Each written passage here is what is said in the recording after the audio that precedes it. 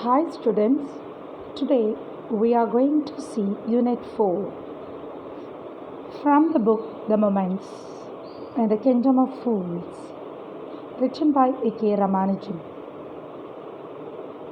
So let's get started. Let's see about the author. This is A.K. Ramanujan. So he was an Indian writer who was born on 16th March 1929 at Mysore. He got various awards such as Padma Shri, MacArthur Fellowship, Sahitya Akademi Award for English Writers. Especially, he is known for his notable works such as The Strider's Second Sight. Finally, he was died at 13 July 1993, Chicago, US.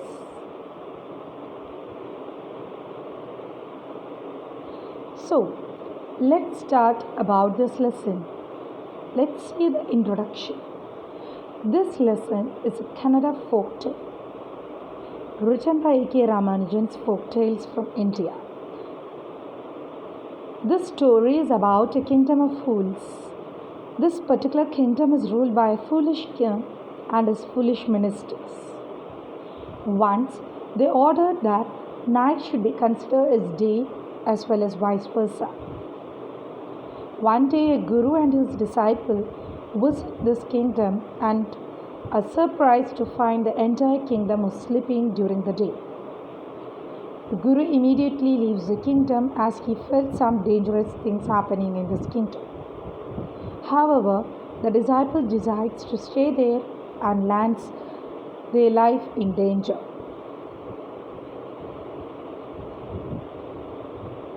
Let's get started with a summary. There was a kingdom of fools. In this kingdom, both the king and the ministers were idiots. They reversed everything and denied justice to the people. They changed day into night and night into day. They ordered their people to sleep during day and work only after dark. If anyone disobeys this order, they would be put into death. So the people was acting accordingly. One day, two men, a guru and his disciple, visited the kingdom and found everything reversed. They were surprised to see that the people were sleeping in the day and they were getting up during the darkness and doing every work at night. Their surprise doubled when they went to the market and found that everything cost for single rupee.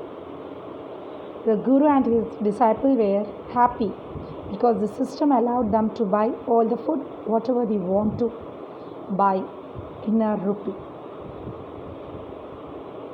The guru was a wise person, so he told his disciple that it would not be safe for them to stay in that particular kingdom because they were staying in the midst of fools. But the disciples were not ready to leave the place because they had got good and cheap food. So the guru left the kingdom and the disciples stayed there.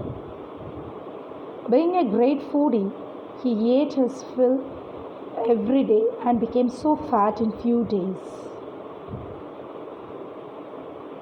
One day, a thief broke into a rich merchant's house by making a big hole in the wall. But as he was going out with the stolen things, the old house was collapsed and the wall fell on his head and he was killed. So his brother went running to the king and pleaded to punish the merchant for not building a good and strong wall. The merchant was brought before the king. The king heard the case and found him guilty of the thief's death. But the merchant put the blame on bricklayer who built this particular wall year long ago. The bricklayer pleaded the king not to punish him because he was distracted by a dancing girl while he was building this particular bricks. So the dancing girl was called And now the dancing girl was an old woman. She just put the blame on the goldsmith. Now the goldsmith was called. The goldsmith gave an answer that he was so busy on those days for making a jewelry piece. Okay, so which was just made or offered by a rich merchant for a wedding ceremony. So it was therefore he made the dancing girl come to his door many times. Now the king asked who was the merchant. He was none other the merchant whose wall had fallen. The merchant blamed his father who had ordered the jewelry, but the father was no more. So he decided to punish the merchant in his place. A new stake was ordered to be ready for the execution. But the merchant was too thin, so he was unable to fit inside that stake. Now, the king wanted to punish someone in that stake. So he was searching for a fat man.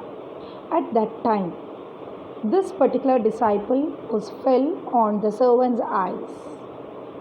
So he was taken to the king. Now he pleaded the king and he told that he was innocent, no use of killing him. But he was not at all ready to listen. Now the disciple remembered his guru's words and he saw his guru in his vision and he was blessed with magic powers. The guru arrived at once to save his disciple. He whispered something in his disciple's ears. Then he requested the king to put him to the stake first. When the disciple heard this, he said that he was brought them there first, and whoever is put first to death will become a king in the next life, and who is put death as a second person will become a minister in the next birth. By hearing this, the foolish king, he wants, because of his greediness, he wants to become a king for the next birth. He just planned how to get to do this. The king was puzzled. He did not want to lose his kingdom to someone else in his next life. So he discussed this matter to the ministers and finally they arrived at the conclusion that they should go on to the stake to reborn as king and minister. So they went secretly to the prison and fled the guru and the disciple. They discussed themselves as two and got themselves executed. The people now made the guru and the disciple as their king and ministers, and they started to begin a normal life. Thus, this lesson comes to an end. So, what is the message we learn from this lesson? This story gives us important message that conveys we should or we must stay away from foolish people. Foolish people often make careless decisions and which puts them to live as a risk life.